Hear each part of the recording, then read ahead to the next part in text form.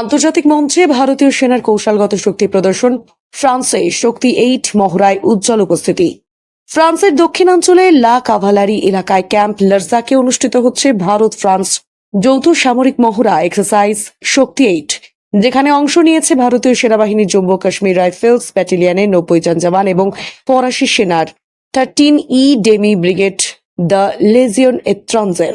সাপ প্রথাগত যুদ্ধের জন্য বিশেষভাবে তৈরি এই মহড়ায় আধুনিক যুদ্ধ কৌশল, যৌথ টহল, সেমি আরবান এলাকায় কমব্যাট শুটিং, বাধা অতিক্রম এবং সেনা মোতায়েনের অনুশীলন চলছে সম্পূর্ণ বাস্তব পরিস্থিতির প্রতিচ্ছবিতে। পাশাপাশি ইলেকট্রনিক যুদ্ধ এবং ড্রোন প্রতিরোধ প্রশিক্ষণে দুই দেশের সেনারা একযোগে অংশগ্রহণ করেছে।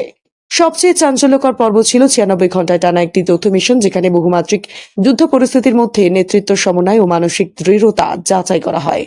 মহড়ার মাঝে ভারতীয় সেনাদের সঙ্গে সাক্ষাৎ করেন ফ্রান্স ও মোনাকোয়ে নিযুক্ত ভারতের রাষ্ট্রদূত শ্রী সঞ্জীব সিংলা।